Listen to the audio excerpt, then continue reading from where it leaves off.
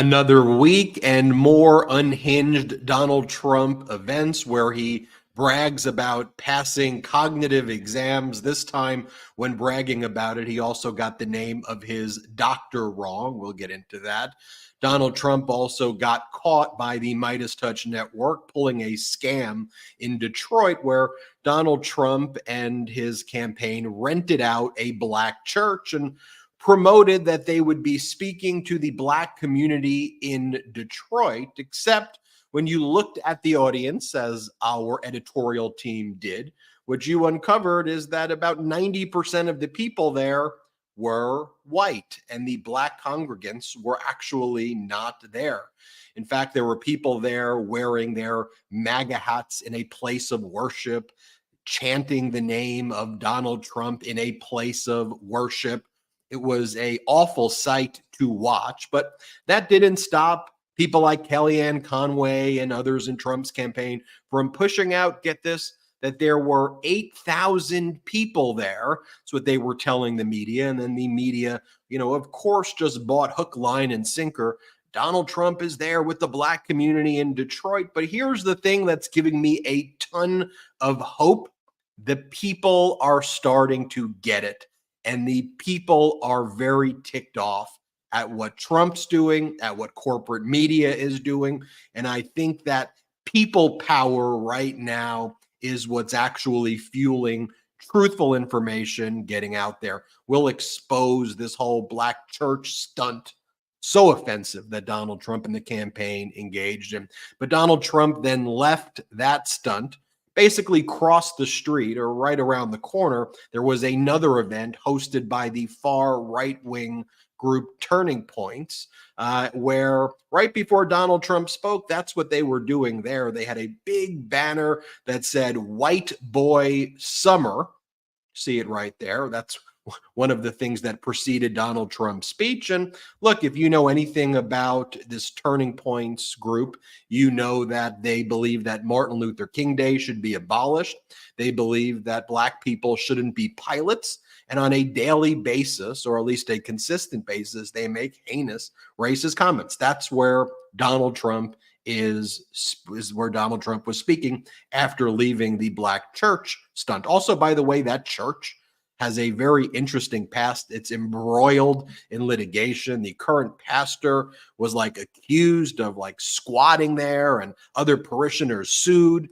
Just one of these things that's just embroiled in litigation. It's so very Trumpy. Meanwhile, you have President Biden overseeing a steady ship in America, right? No all caps messages on Father's Day, calling people lunatics, good economic data, crime across the country at record lows, unemployment at record lows, wages are up, stock market hitting record highs. We'll go through some of that data, and I think it's just important to reflect on that. It's why right-wing media, propaganda media by Fox, and even corporate media, and then also Sinclair, which owns all these local media stations, just pushing out in an unprecedented fashion, just lies about President Biden, straight up manipulated footage, lies about getting bribes that was actually laundered from Russian spies and spies from China to MAGA Republican politicians to try to overthrow our democracy, and put right there on the front page of the New York Post, stuff like that. And they're just escalating that every single day. They take these clips of President Biden walking, and then they stop the clip right before, and then they make some point about it, or they'll have President Biden who's talking to a skydiver at the G7 summit. But then they'll cut out the skydiver to make it look like President Biden's talking to nobody. And in a very, very, perhaps one of the most successful G7 summits ever, from the perspective of supporting Ukraine, solidifying our relationships, rather than report on the data, you have the New York Post make posts like President Biden embarrasses the United States, are just false. They have meander in chief because Donald Trump gets on stage and talks about fictitious conversations with fictitious murderous cannibals from movies and how much he loves Hannibal Lecter and talks about cognitive exams all the time. So the New York Post has to kick it to overdrive and talk about it. Here's the thing. President Biden, we've seen him speak. We know his speeches. The guy rides bikes. Could you imagine Donald Trump ever riding a bike? President Biden's fit. He's riding a bike. Sure, he's 81 years old. I get that. But in terms of his mental faculties, in terms of his ability to make sharp decisions, the way MAGA and corporate media is trying to undermine him, it's just really something I think unprecedented in our country. We'll break it all down here on the Midas Touch podcast. I'm Ben Meiselas, joined by Brett.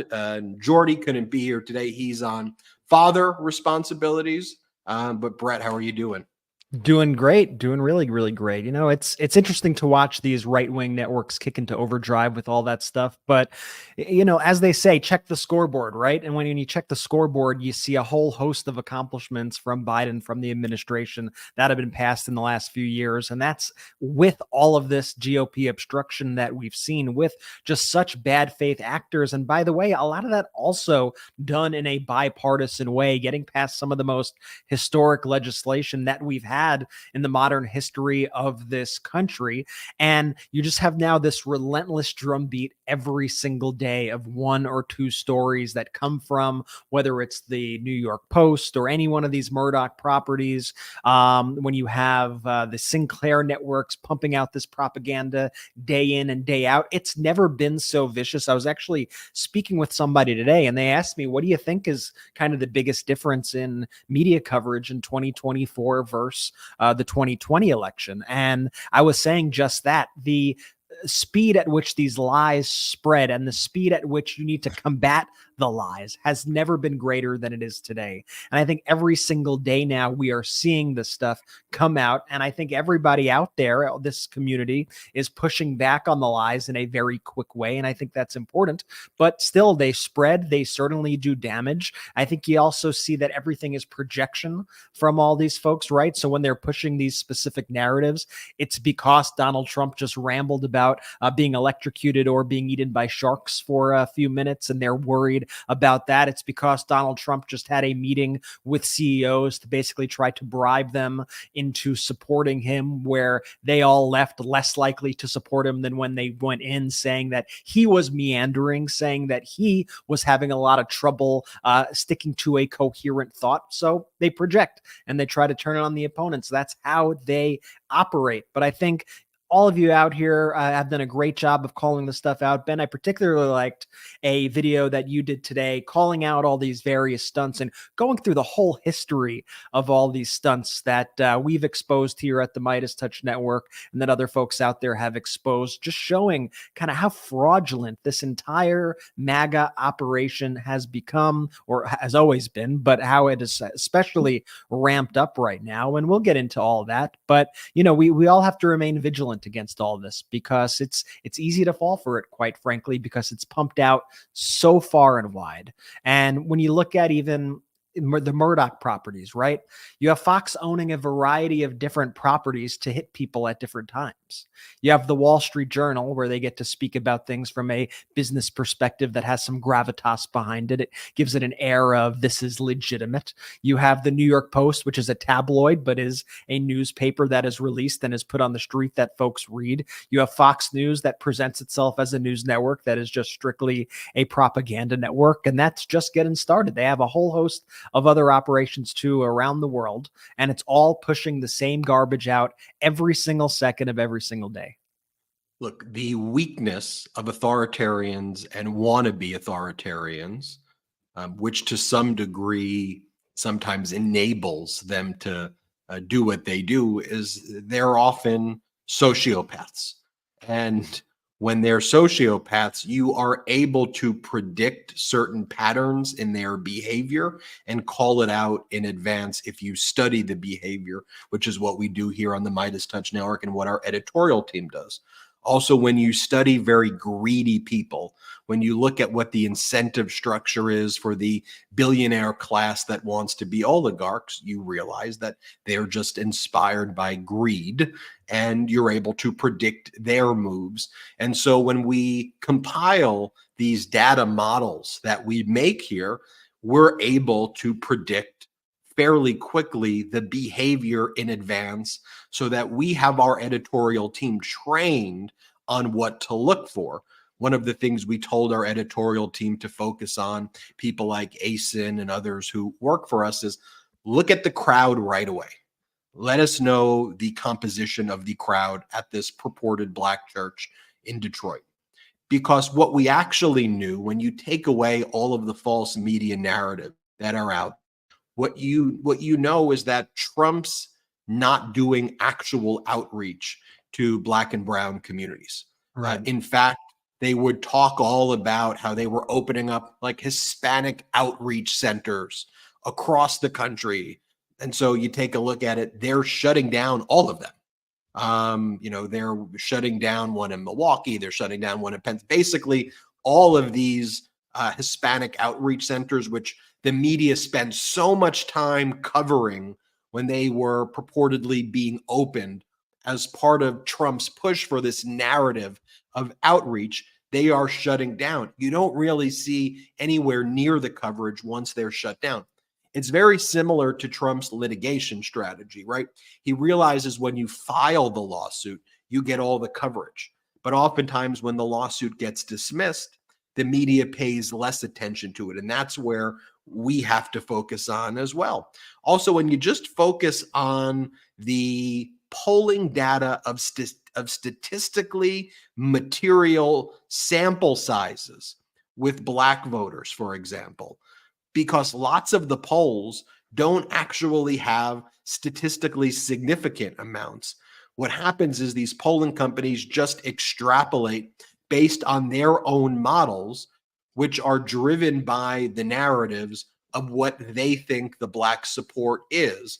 So if they call 1,000 people and speak to 2 black people, because the model of the poll has certain overall projections kind of built into it, the models of just the amount of voters they see going, Democrat and Republican, but those assumptions I think are incorrect. They will try to extrapolate based on a very, very, very small sample size. But when you see, for example, a statistically significant one like this Yahoo poll, it's like amongst registered black voters, you're talking about what, like 10% of support for Donald Trump. 10, yeah. Less than 10% among registered voters. And so when you still have 10%, that's still amongst a broad population of tens of millions of people. Like, there will still be a significant number of people, but that doesn't mean that you should extrapolate. If you could put together a group of a few hundred people together, that has some broader statistical significance. You layer on that with what Trump does is they'll always then lie about the size of the crowds. And they're doing all of this because they're not actually doing any of the real outreach or any of the things that campaigns do. Instead, they go from scam to scam. They're like scam hoppers. They go to scam. They then try to have the basically earned media, have the media cover these events, and they don't then pay for it. So then the broader question too of one of their biggest scams and stunts that also the media buys into is the money. And, we know that Trump lies about money all the time. We know that Trump lies about numbers all the time. So if it's under 10,000 people in Wildwood, New Jersey, the Trump campaign says 107,000 people. If there's less than 3,000 people in the Bronx, right, a city of millions and millions of people, all you can get out is less than a high school football game of people to show up for you at the Bronx, but they'll go and say 25,000. If you look at this crowd that's there in Detroit in this purported church, There's not 8,000 people here. So the fact that the Trump campaign is saying these things, you're not stenographers for the Trump campaign if you're the media. Your headlines should reflect the lie and also how offensive the lie is.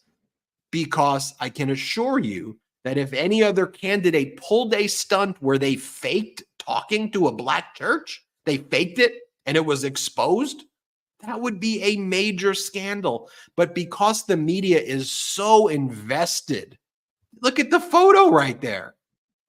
That's in a black church. And also, this is a little thing for me as well. But also, when I speak to my friends who belong to black churches, one of the things they tell me all the time too, the chanting of Trump's name in there. You don't chant a politician's name in a place of worship. You don't dress up like that to church. You don't show up with the hats. You don't show up in MAGA gear to a church. But could you imagine if any other politician did that?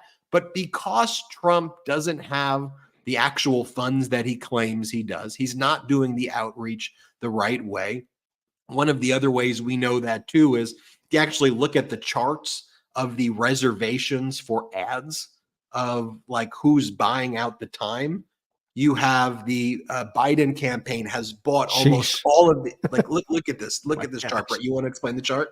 Yeah, the chart is how many, basically what campaigns are able to do is they're able to pre-reserve time on the air. So you could do that as soon as you start getting money. You could reserve spots on all the networks. And so the Biden campaign has already reserved a ton of space on television for their ads, especially ramping up around September and then into October. You could see if you're looking at the chart, and if not, I'll describe it to you. You see, the Biden campaign right now, their ad spend, increasing over the Trump campaign.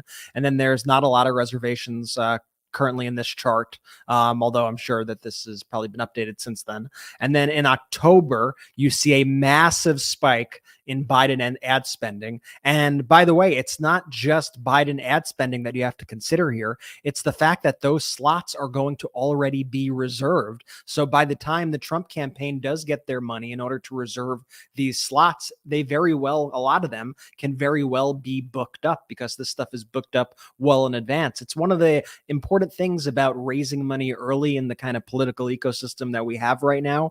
And it's also one of the things about having a smart group of people behind the campaign who understand how to plan these things ahead of time, because inventory is a finite resource. And whether it's ads on television, whether it's billboard space, there could only be so many political ads. There could only be so many billboards that are actually put up around the country. So that advantage is absolutely huge. And I think it's going to be part of the reason also, especially just as people are focusing in, why kind of post-convention and in those final months, I think we'll really see a massive shift in a lot of kind of where we see polls and whatnot once we see this kind of ad blitz and the full court press of everything going on that happens with campaigns. Look, Trump had no black senior White House staff, right? No black members in his cabinet. Just think about how Donald Trump was running when he had the opportunity, what he was doing. Think about what President Biden's done in terms of diverse judges, diverse White House staff, a very diverse cabinet.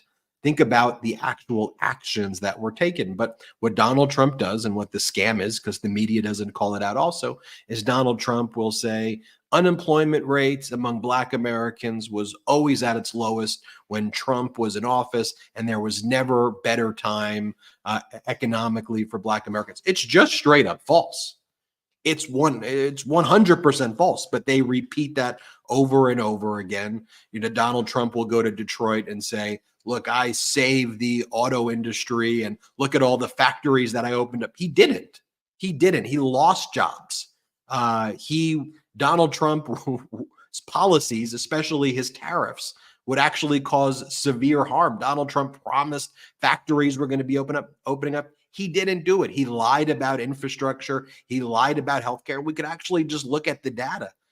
but Trump is focused on the stunts. And one of the things Donald Trump did that our team focused on right away too is while the church itself was pretty much filled with white people, white MAGA people, Donald Trump brought on stage with him and around him some of the same black MAGA supporters who follow Trump around the country. So the same black lady, Michaela Montgomery, who was the one at the Chick-fil-A with Donald Trump, and she was there at Palm Beach. She's also there at the church. And then they basically repackage her appearances to say, look, this is showing that black women support Donald Trump. She works for the Republican Party. She's quite literally a MAGA operative who goes around doing this. And corporate media doesn't call this out at all. Look, one of the reports, though, from Russ McNamara, a local reporter who was there, and thankfully you have some good local reporting, said of the 8 black Trump voters I talked to, 8 of the 8 black Trump voters I talked to, just 1 was from Detroit and 0 were congregants. Just think about that. And then just think about, he's got the MAGA supporters wearing the white MAGA supporters wearing the shirts, blacks for Trump. I mean, this stuff is so utterly, utterly offensive. And look, I can show you the types of things he says there, but I think what I want to pivot to is talking about when he crossed the street and then spoke at the event that's literally run by the white nationalists. Yeah, it's run by the white nationalist group, where they had signs, "White Boy Summer." I mean, they take out the White Boy Summer banner before Donald Trump speaks. And then when Donald Trump does speak, what does he talk about? He talks about the dementia test again. He goes around the country talking about fake conversations he's having with fictional murderers, Hannibal Lecter, and praising Al Capone. And he goes around talking about how he'd rather be electrocuted than eaten by sharks. And he goes around talking about things like that. And then he goes, so have I told you I passed the cognitive exam? You know who should take it? You know who should take the cognitive? First off, who talks about cognitive exams like this all of the time? It is so unhinged and weird. Let me just show you here when he talks about this cognitive test. He calls his doctor Ronnie Johnson instead of Ronnie Jackson while bragging about the cognitive test that was administered by Ronnie Jackson, who was also accused of running a pill mill in the White House where you had like the date rape drug being given out and you had like ketamine being given out and you had fentanyl. They have fentanyl patches. They were giving out fentanyl patches in the White House en masse. Anyway, here while Trump was in office, which gets like no attention today, other than on the Midas Touch Network, which actually covers, get this, the news. Here's what Donald Trump said about the cognitive test when he crossed the street and spoke after the White Boy Summer chant took place. I think you should take a cognitive test like I did. I took a cognitive test and I aced it. Doc Ronnie Johnson. Does everyone know Ronnie Johnson, congressman from Texas? He was the White House doctor. They clap for that? Like that's an applause line that you took, and you took a test for dementia patients. That's the Republican platform. And then, but when corporate media covers it, they go, and he rolled out his economic plans. No, he didn't. He talked about dementia tests and fake imaginary conversations. He's not rolling out any plans. I study all of these speeches. I watch them from beginning to end. I watch every single one of them. He spends the entire time rambling, meandering, praising the January 6th insurrectionists. When he does, and he calls them heroic and hostages, when he does talk about immigration, he doesn't set forth a policy. He brags about killing the bipartisan bill. And then he says, have you heard of the word caravans? I came up with the name caravan. I'm good with words. I'm good with names. I came up with caravan. It would probably be more coherent, Ben, but I bet like you could probably freestyle a Trump speech. Like you could be his understudy. at one of these, if you needed to drop out. I think you know all the beats by now. It's sad, but it's actually true that I could give you the 1 hour speech from beginning to end. So if the teleprompter breaks, I know exactly where he's going to go I know how his mind gets there. So it's like, okay, he's doing the Hannibal Lecter. It's either Hannibal Lecter's story or Al Capone. He praises the late, great Al Capone, the mobster who killed people, who he goes, didn't even get as indicted as much as me. Or he goes Hannibal Lecter. It's like, are you going to go with the QAnon music today? Or are you just going to go with the J6 anthem today? Anyway, there's a lot more I want to talk about. Want to remind everybody, patreon.com/MeidasTouch. Look, I think you've seen the growth of our network, and that's thanks to you and our editorial team's ability to kind of catch this stuff. They're like the C6 of this info. We're not funded by billionaires. We're funded by you and our pro-democracy sponsor. So patreon.com/MeidasTouch. Let's take our first quick break of the show. Are you tired of terrible coffee while you're on the go? As a busy guy, whether I'm getting ready for work, I'm out traveling, or I'm just out and about on any given day, I've tried it all. And as the resident coffee geek here at Midas, my standards are very high. Portable coffee makers often fall short. They either make bad coffee, like disgusting coffee, or they're a hassle to carry around.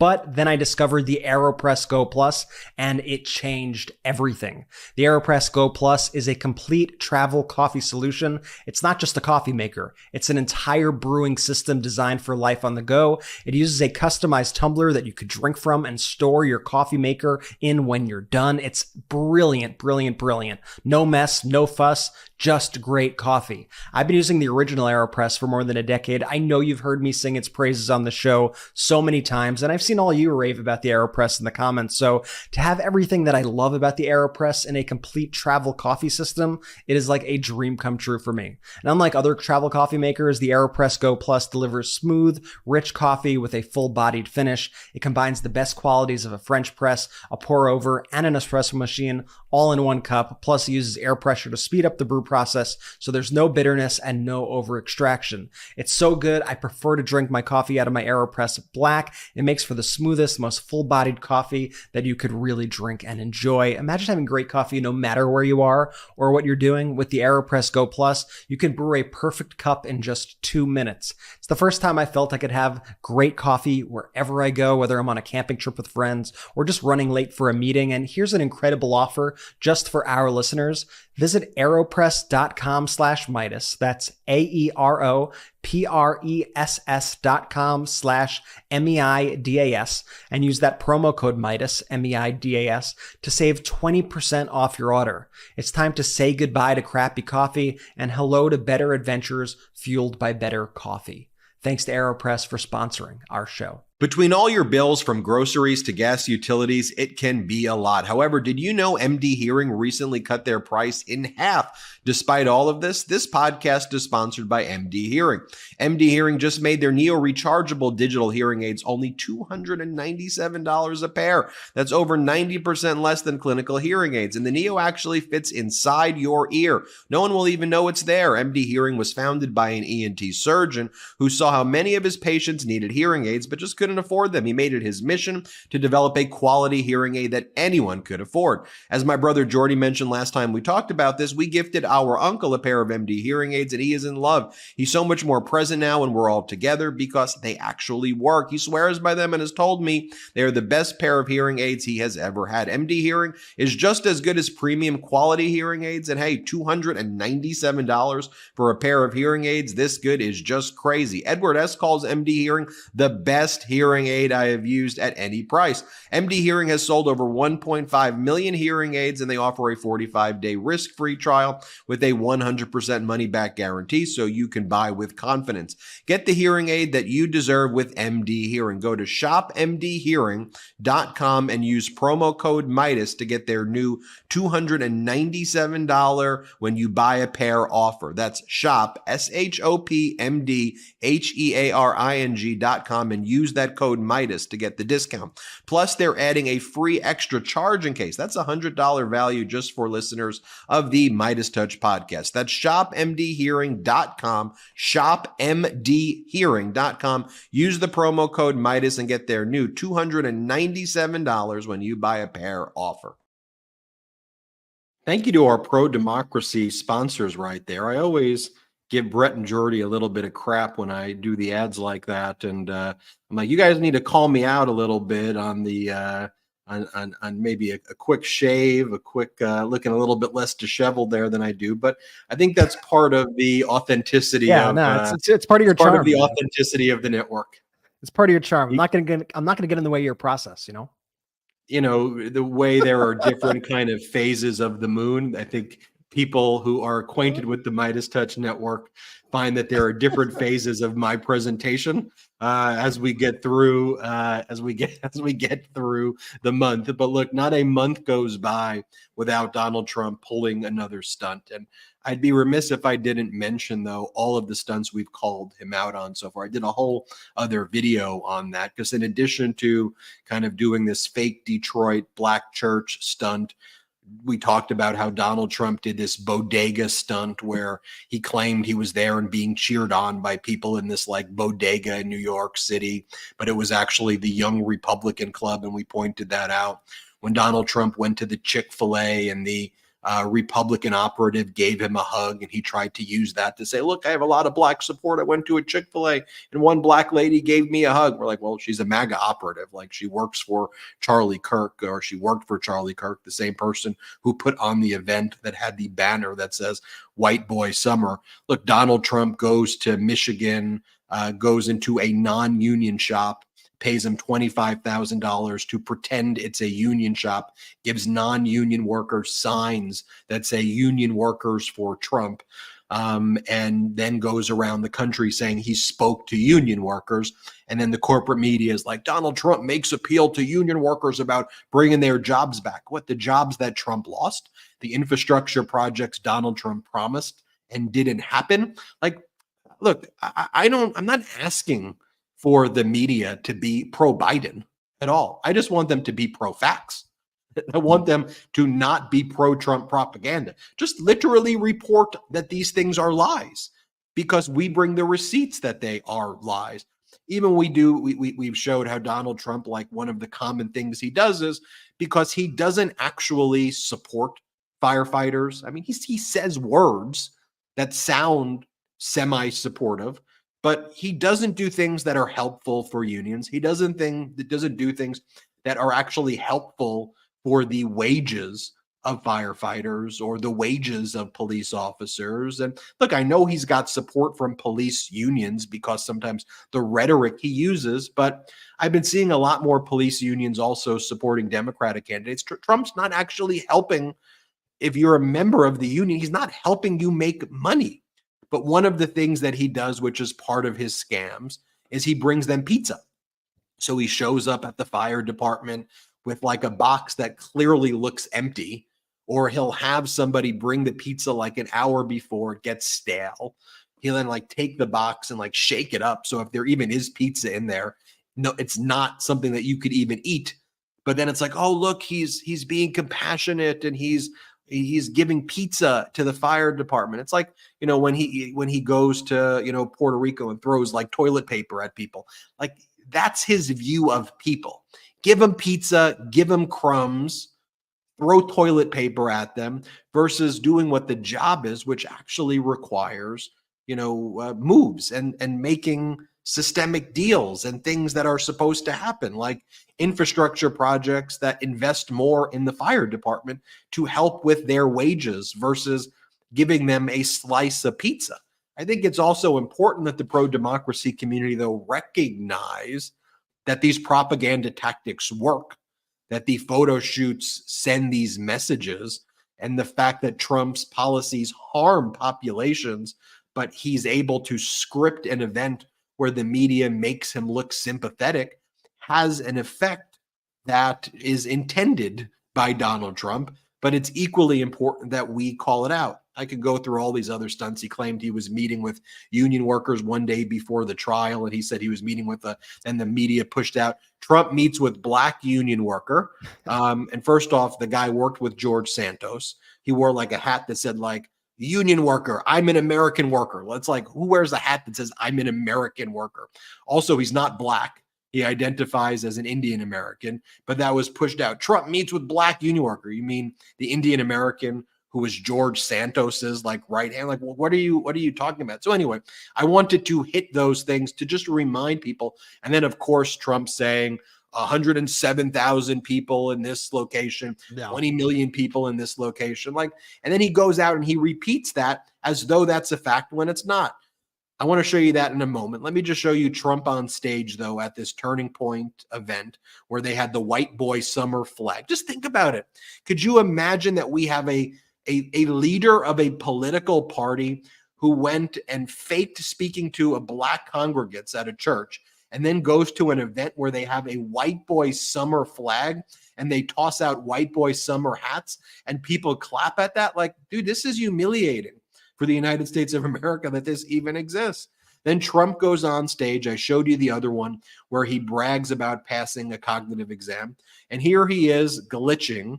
And as he glitches, he doesn't know what he's saying. So he randomly goes, Mike Lindell, the Mike Lindell's over there. Here, watch this. Let's play. And in particular, and remember this. Oh, wait a minute. Mike Lindell, please stand up. Okay. Then he just randomly screams China, and the crowd cheers about it. Here, play this clip. And you know who owns the car plants being built in Mexico? China!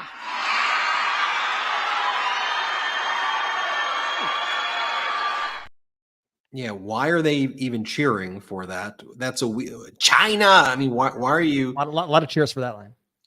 It should also be noted that really for the first time in recent history, the American economy has grown faster than China's economy. Like President Biden has, just think about these stats. And again, this is what's so wild about corporate media wanting fascism and wanting the authoritarianism.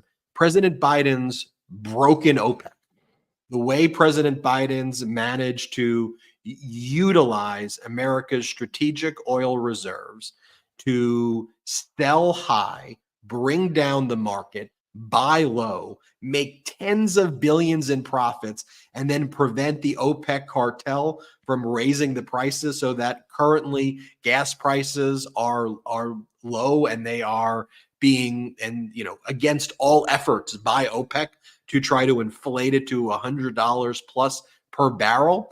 Biden broke OPEC.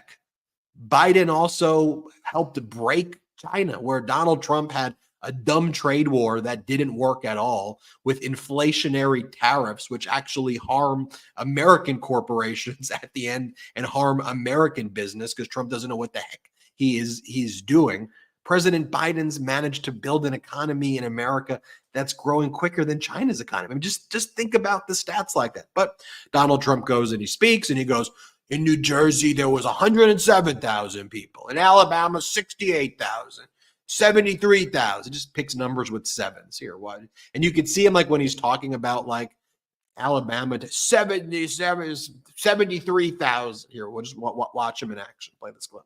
And I said to our great First Lady, I called her, and we had a big crowd that evening.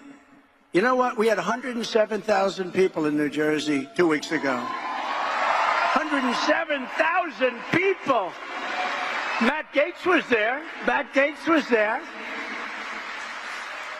We had 68,000 in Alabama, 73,000 in Texas. We have the biggest crowds in the history of politics. That tells you they like what we're saying.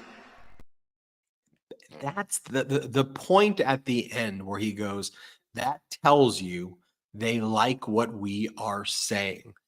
That's the scam. That's the admission. The idea being if there are big crowds and big polls, people must like what we are saying.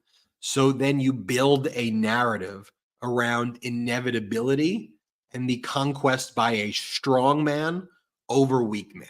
That's the whole campaign.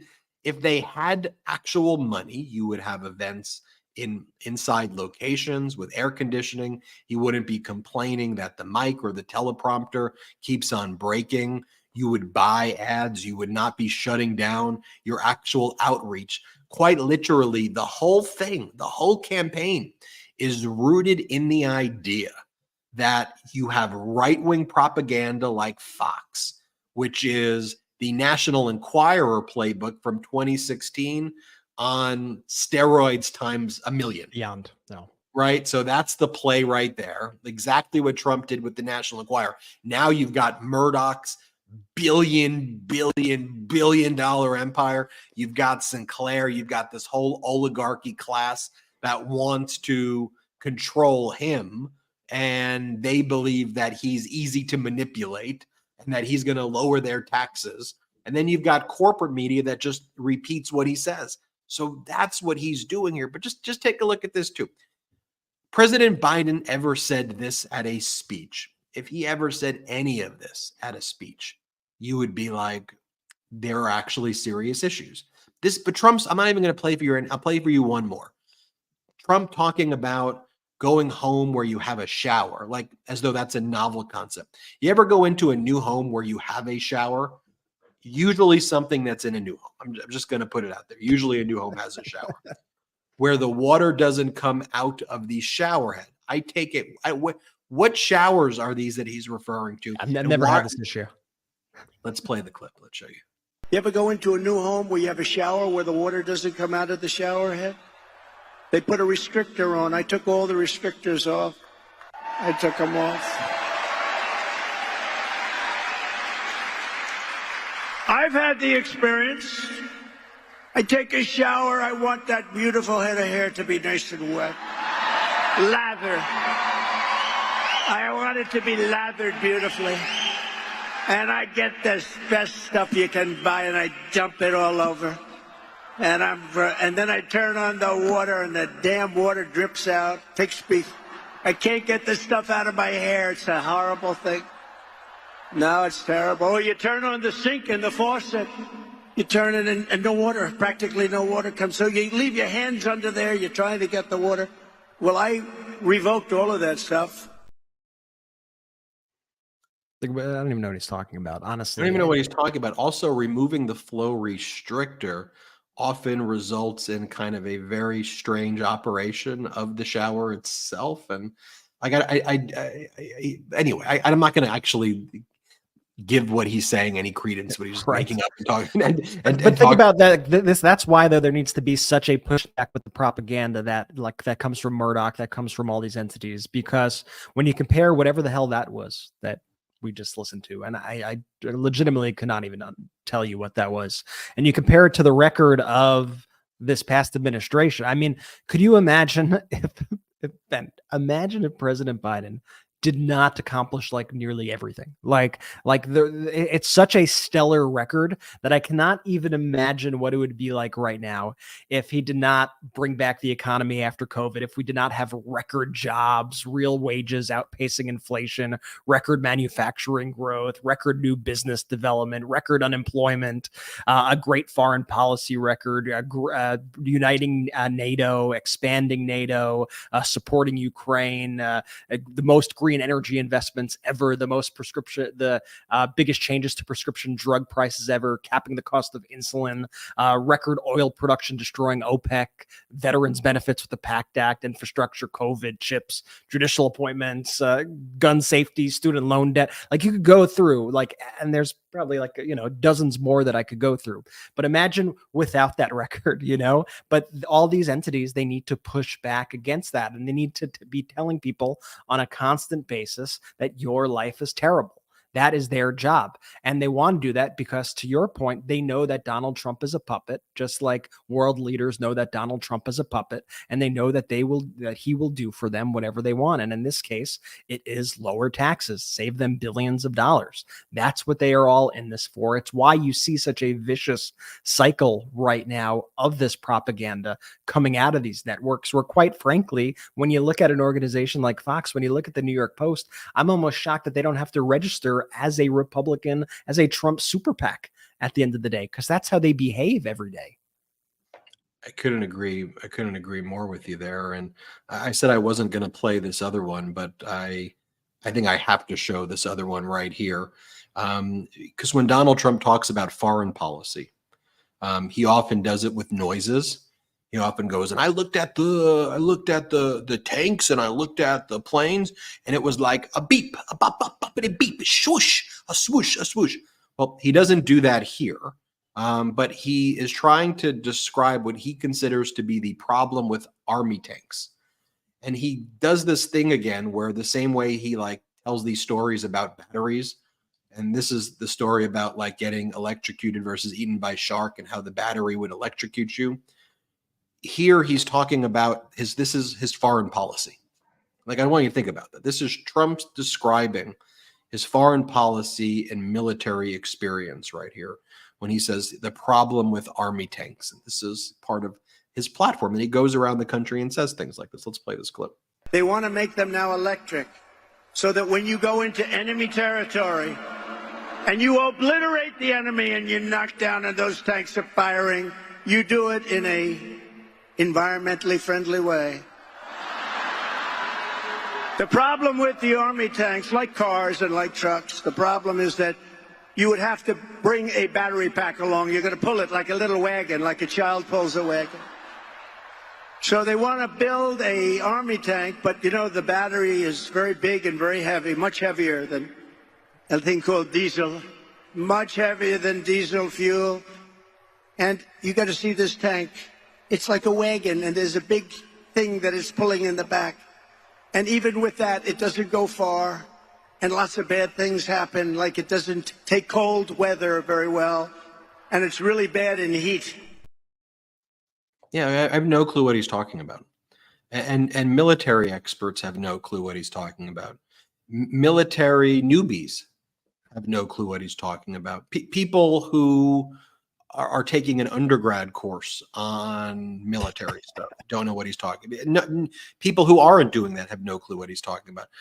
But he speaks in this MAGA language that crowd is cheering and booing to basically the equivalent of noises. He's not saying anything sensical. And the real thing there is that is it's very dangerous. He's a weapon of mass humiliation. He's a weapon of mass manipulation to be manipulated. That's not somebody who should be anywhere near weapons. By the way, he's a convicted felon. Do we know that? He's not allowed to be near weapons as a convicted felon. But the Republican Party wants the person who's banned from weapons to have nuclear weapons. They want someone who has been adjudicated to have engaged in sexual assault. They want someone who makes posts like this on Father's Day. Take a look at the comparison. President Biden goes, "Happy Father's Day." Right? Happy Father's Day to all the dads, pops, and father figures who have shown us guidance, encouragement, and unconditional love. Donald Trump's post, in all caps, "Happy Father's Day to all, including the radical left degenerates that are rapidly bringing the United States of America into third world nation status with their many attempts at trying to influence our sacred court systems into breaking to their very sick and dangerous will. We need strength and loyalty to our country and its wonderful Constitution. Everything will be on full display come November 5th, 2024, the most important day in the history of our country. Make America great again! Exclamation, exclamation, exclamation. One sentence.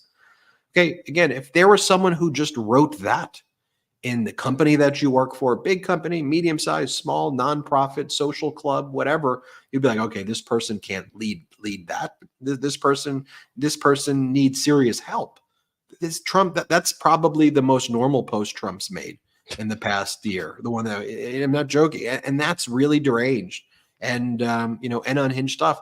And then his supporters like Laura Loomer, who believe that the weather's being manipulated to harm him, and she chained herself to, back when Twitter wasn't owned by Elon Musk, she chained herself to the Twitter office and compared the fact that her disinformation was blocked on Twitter to being a victim of the Holocaust. Like, that's a MAGA supporter. And she like, look at the Father's Day message, everybody. Look at what are we talking about? This is not normal behavior by human beings. And I go back to this point, Brett, that this is not political.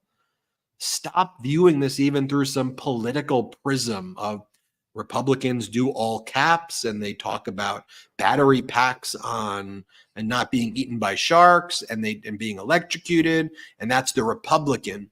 And Democrats it shouldn't be this way.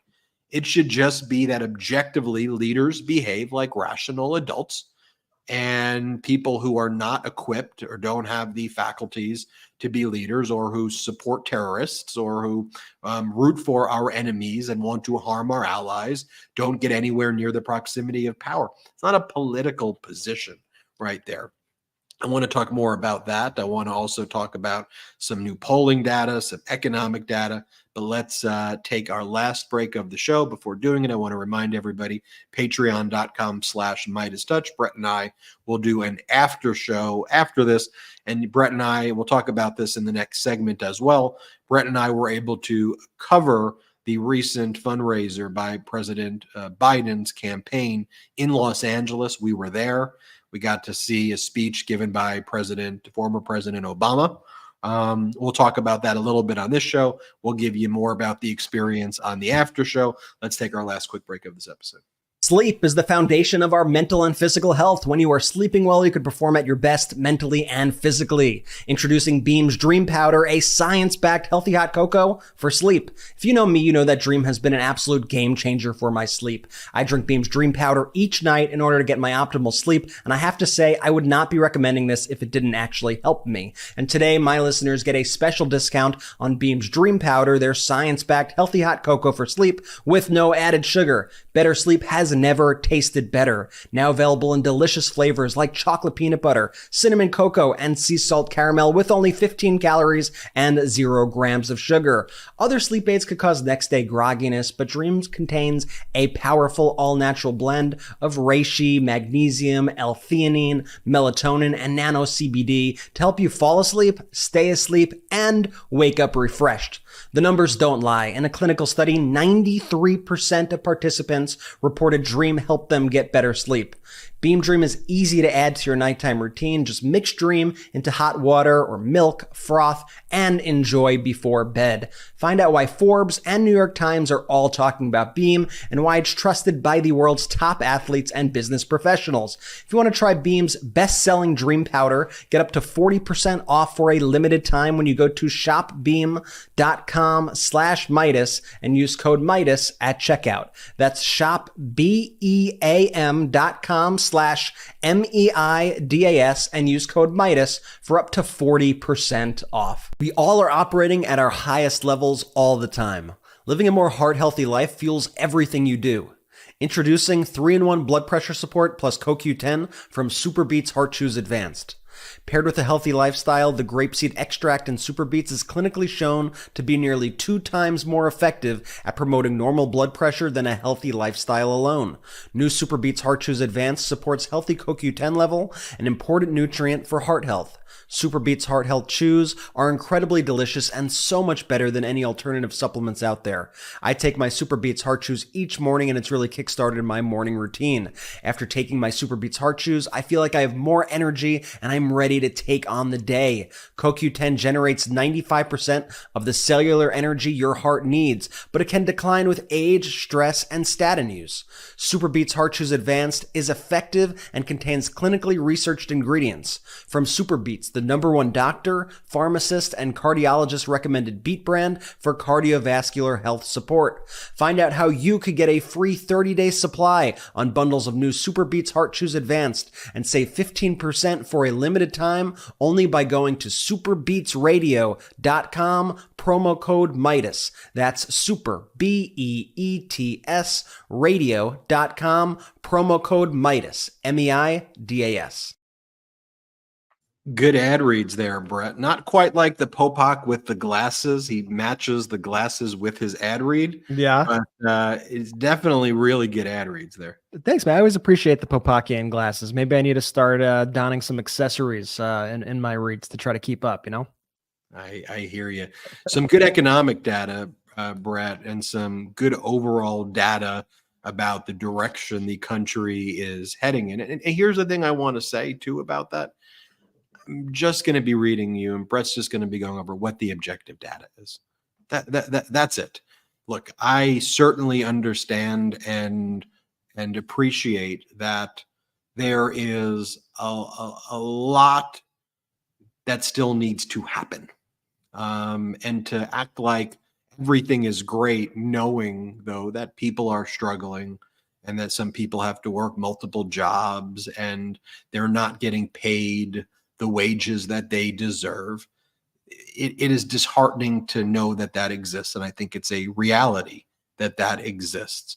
I think we also have to recognize, though, that it is the policies of MAGA Republicans to allow the CEOs of the companies to make hundreds of percent times more, hundreds times more than what the workers who are putting in hard work are making. That it's MAGA policies that want to break and destroy unions fighting for fair wages. That, it's the MAGA policies that want to bring back child labor, right? It's the MAGA policies that want to reduce even a minimum wage to less versus having a living wage. And so I know we can be disenchanted, but with the levers that President Biden is able to pull and able to achieve, he's done very good work, and a lot more work needs to be done. But I also understand that there are counter forces working against that too. And that's just a reality. We have to understand direction where that's coming from. Brett, take it away. Yeah, and also, we have to understand that and remember that we're still coming out of the single worst pandemic that we've had in a generation. It is one of the most disruptive events in our entire history, and it's not a normal thing. And so when you have an event like that, when a crisis hits, this is something I know I say often on the show, but when a crisis hits, you want steady leadership in place for that crisis to handle it. And this isn't hypothetical, because we've seen how Donald Trump handles a crisis. He got to ride Obama's coattails, quite frankly, for the first few years of his presidency. If you look at the economic trajectory during the Trump presidency, it follows the same exact path as the Obama presidency. And then COVID hit, and he was caught completely flat-footed. He tried to do what he does with everything, which is deny that it exists, call it a hoax, deny that it's a problem, say it's never going to come here. He tried to fudge the numbers. He tried to do everything possible that he could, but he couldn't escape reality in this situation. And so what happened? Our country was devastated. I mean, during the Trump presidency, we couldn't get toilet paper. Okay. Let's remember what a Donald Trump presidency meant. We couldn't buy toilet paper at the store. There was not enough toilet paper. And so we saw how Donald Trump handled a crisis. It was a disaster. And then President Biden came in, and we saw how he handled that same crisis of COVID. And he dug us out of that hole, quite frankly. I mean, it was a total disaster that he inherited, the complete opposite, quite frankly, of what Trump inherited. And so here we are a few years later. We've seen the impact of inflation that happened, quite frankly, as a result of COVID, disrupting supply chains, of Donald Trump's very poor response to everything that was going on. And we've seen the actions that have been put in place to try to reverse these trends. And we've seen a lot of positive trends lately. We reported on the last show how month over month inflation last month was at 0%. A great indicator. And I know one of the biggest things for folks out there is that prices have been high. That's something that a lot of people struggle with. And prices are high, quite frankly, across the entire world. Now, I'm glad that the United States is number one in the world in the G7 for getting inflation under control, literally number one. So that's a metric that I think is important. And we have to also at the same time have to understand that high prices certainly hurt people, and we shouldn't act like they do not exist. But also we need to acknowledge that a lot of these prices are now coming down, and are coming down in a very substantial way. And I want to highlight one in particular right here, which is the data surrounding gas prices. I think this is important, and it's something that kind of all of you out there, as you drive down the street, this is something everybody notices, right? Everybody notices when the gas prices are high. Everybody notices when the signs change, because most people use their cars, and a lot of people have gas cars, and they notice this stuff. And so first, I want to show you these couple charts. We have this chart from economic analyst Stephen Ratner, and he says that in May, an average gallon of gas was equivalent to 12% of the average hourly wage, roughly 7 minutes of work. That data is exactly in line with where prices were in May 2019. Gas Buddy also saying something incredibly similar with the data, saying the affordability of gasoline today is better than it was in 2018. So the affordability today, thanks to higher wages and the costs coming down, is better today than it was in 2018 under Trump and is close to 2019. Historically, current gas prices are about at average affordability, meaning that Americans are spending about the same percentage of the income on gasoline today as historic norms. And the Gas Buddy guy, whose name is Patrick Dehaan, I'm sure you've seen Gas Buddy online. They track the national prices of a gallon of gas. And he provided an update today as well, saying that he is now revising his expectation lower for the average national gasoline price this summer to $3.45 a gallon, potentially leading to a summer gasoline bill that's $4.32 billion lower than expected. So we're seeing a lot of positive developments there on the economic front. And I think this is going to make things a lot easier, hopefully, for folks out there who are struggling. Bringing down costs, I think, needs to be a top priority of the administration. I think they've done a lot of things across prescription drug caps and things like that, including a cap that I think actually kicks in the beginning of next year to cap senior citizens' prescription drug prices at around $2,000 to mitigate these costs that we've seen and to bring us back on track after this disaster of COVID and Trump's just utter disastrous mishandling of it. I know it's not quite the economy, but it's another subject that gets talked about a lot by the media, especially if you're watching things like Fox and right-wing media, but all media, and rightfully so in a lot of respects, although it's certainly exaggerated on the right-wing networks for political reasons. But that's the issue of crime. What a lot of these networks don't tell you is that the crime wave, so-called crime wave in this country, happened during the Trump administration. Crime spiked during the Trump administration. And you could potentially blame COVID for it, right? You could blame a lot of other kind of civil unrest that was happening as a result of Trump's policies. You could blame the treatment of, just everything we were seeing under the Trump administration. But it's undeniable that crime rose during the Trump administration. And we've since seen a steady decline. And now we are back to levels that look much more like 2019 when you look at this. And the statistics back this up. I'm showing a graph right now for those watching. This is the murders in New York City. You see the ending of that Trump crime wave as those levels come back down. You see that violent crime dropped by more than 15% in the United States for the first 3 months of 2024. These are statistics that were released recently by the FBI. Murders fell 26.4%. Sexual assault decreased by 25.7%. Aggravated assault decreased by 12.5%. Per the data, robberies fell by 17.8%. And there's been a steady decline on this. And we should also notice that with the internet, with local news, with cable news, with everything out there, there's this constant push that we're in an era right now of increased crime and historic crime. But the facts just don't bear that out. And I found this chart earlier today that I thought was a super powerful way of seeing that we have been, even during the spike in crime, during the end of the Trump administration, we've still this entire time been in a record low period of crime. I mean, look at this chart and look at the crime as you see in the 90s, way up, and look at that steady decrease going down into the 2000s and look to where we are today.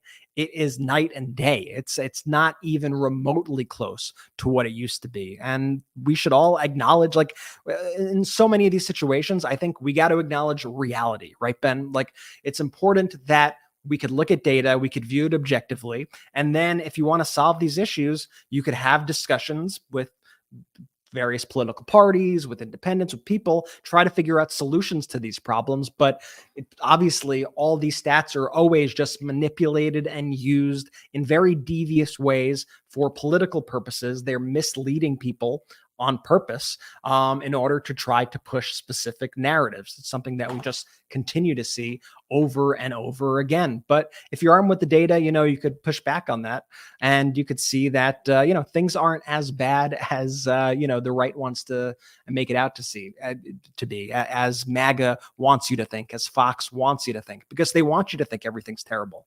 But I got to say, whenever I go out, whether it's to a baseball game, whether it's to a movie, whether it's to brunch, whether it's just walking around town, I see people out enjoying their lives. I see people happy. I see people celebrating. It's like a completely different world than if you log on to some social media apps and you see the kinds of things people are saying. And it's sometimes hard to kind of juxtapose the two and see what the heck is going on.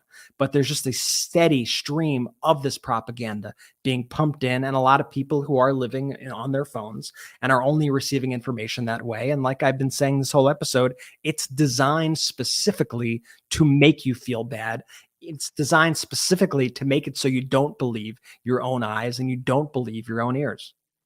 It's like when Marjorie Taylor Greene, who's been attacking the economy over and over again and attacking the Biden administration, she posts a photo of her receipt for the dinner that she had, and she spent $721 on a dinner, and then writes on the receipt, "Vote Trump."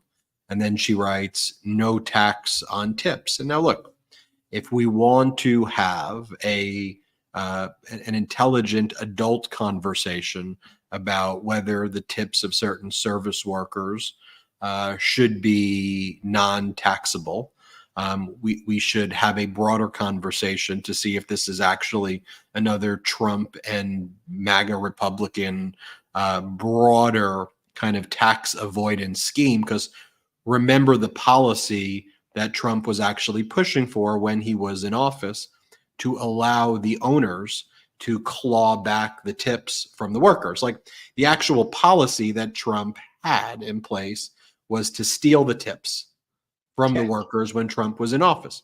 When Trump was in office, he could have pushed for a policy like that, but he didn't. So if you think about in Trump's own world, and the world of people who want to avoid paying taxes, as Trump has done his entire life, avoiding paying taxes. Well, if you characterize everything as tips and you make a broad definition of that, there's a way for business owners then to potentially avoid paying any taxes at all. So think about what their plans are. It's also entirely inconsistent with the MAGA Republicans' ferocious effort to block student debt relief, when they were saying that's unfair to a certain group. It's unfair that you forgive certain student debt because it's unfair to the rest of Americans, was their argument. And meanwhile, you had all of the PPP loans going to MAGA Republicans. You see it right there. You see it right there. What the Trump plan was actually to steal the tips. So they go out and they just say whatever the heck they want. Then they do PPP loans, which benefit them. And then they forgive that. And then when let me just say, all these things that Trump does are actual inflationary policies. These are actual policies that directly contribute to inflation in the country. What do you think eliminating an income tax and putting massive tariffs on all goods in the United States would do? We would look like Argentina, quite frankly, in this country if we did something like that. All of Donald Trump's policies, and that's why they love the guy down in Argentina, it would turn America's economy into Argentina's. Our inflation would look like theirs, hundreds of percent on every single item. It's the direct end result of all of these MAGA policies. And it's, once again, not a hypothetical thing. You could see it, these things implemented in other countries. You could see exactly the end result. It's the same thing that would happen here. Look, the reality is, we should all be so grateful that President Biden won in 2020, because where inflation would be today, as Donald Trump's policy I know what his policy would have been. He would have seized control over the Fed, which, by the way, he wants to do anyway, to prevent the Fed from raising interest rates in order to try to deal with Trump's inflationary measures that caused the inflation. Trump would also then go and do what he does in all of his businesses. He has a historical pattern. He'd lie and say that the inflation numbers weren't real and that this was all part of some deep state conspiracy and that the numbers actually aren't there. He would make it much, much worse and compound it. And we would be in a very different world right now. I mean, look, he added about $8 trillion to America's debt. He's responsible for over 25 to 30% of all debt in the history of our country. He ran the country the way he runs his businesses, that most of them have gone bankrupt. And that's what he was doing with our country. His trade war, his tariffs, inflationary, the tax cuts without being able to pay for it, inflationary, the way he went about the PPP program and the types of people who were benefited, the lack of oversight, the massive printing of money and the way he dealt with COVID, ultra inflation, all those things was what caused the inflation. The way Donald Trump inherited a great economy from Obama and then tanked it, President Biden inherited the tanked economy and then grew it. And then in typical kind of MAGA or right-wing Republican fashion, they spend the whole time then blaming the person who's trying to fix it. And these are complicated issues. I get it.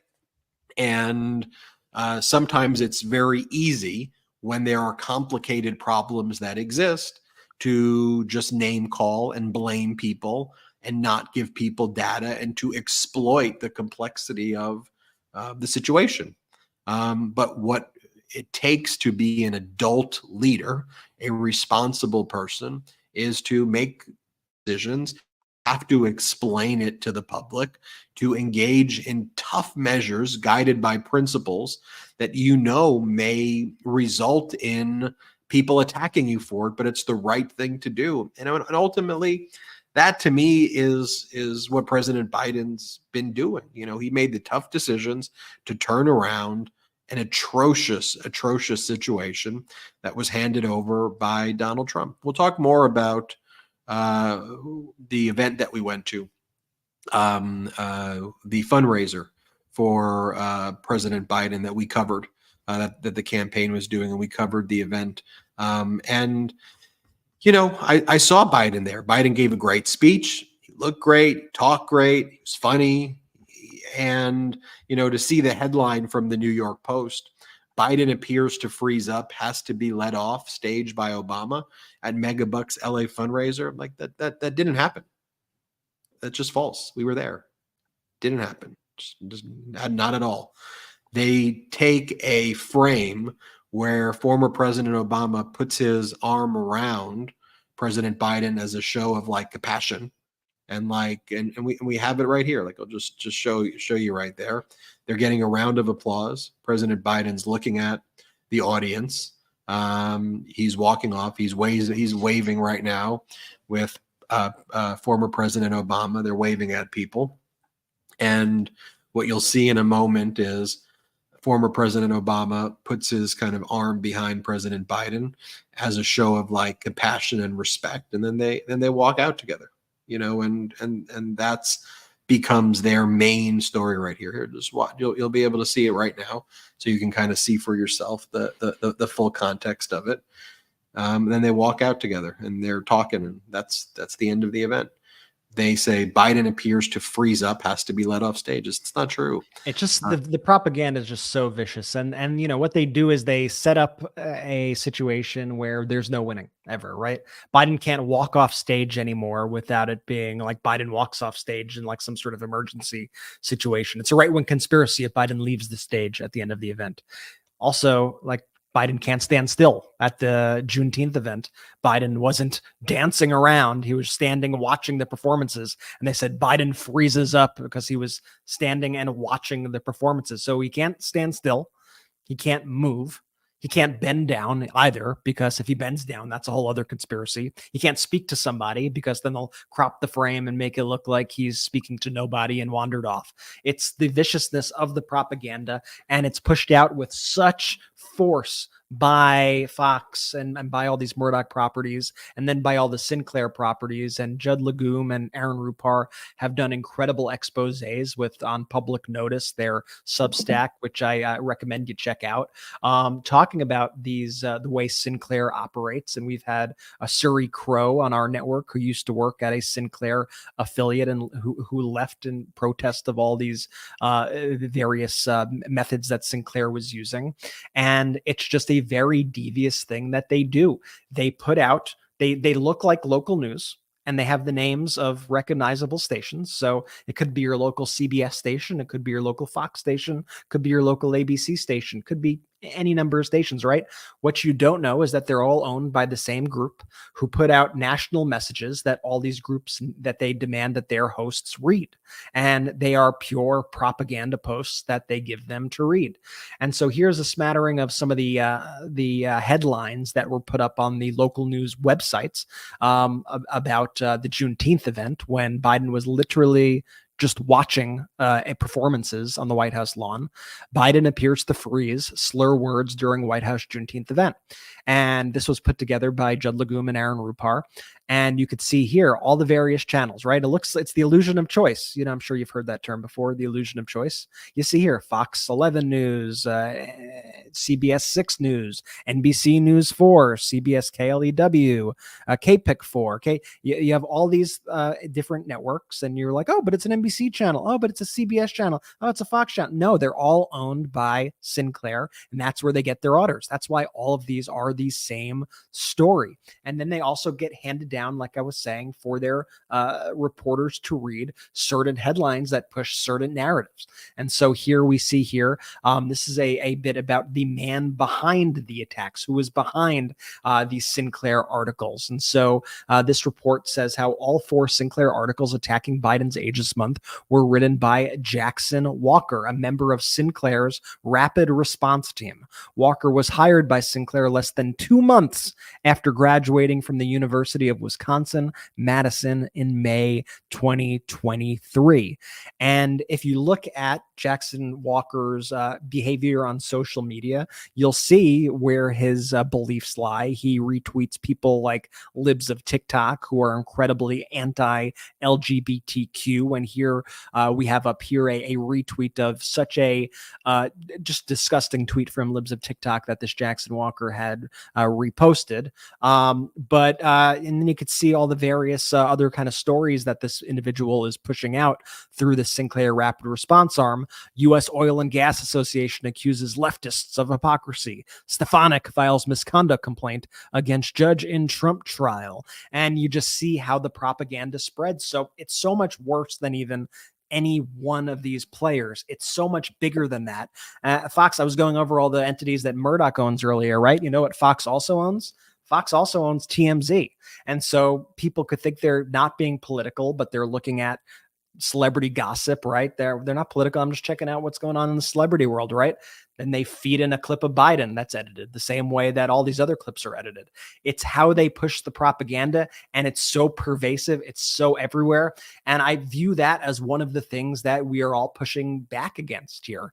It's that machine, which is so toxic, which is so damaging to the country. And there's truly not much else we could do about it other than, while they flood the zone with BS, we need to flood the zone with truth constantly. And we need to be constantly vigilant and always looking out for these deceptions. And that's why, in order to our team here at Midas Touch, is always very quickly to be getting on every single story and making sure we find out the truth. If we see a clip that looks deceptive, we say, let's figure out the context of that clip. I bet it looks different than the way they're portraying it. He's going to this church. Well, let's look at the composition of this crowd and see what really happened there.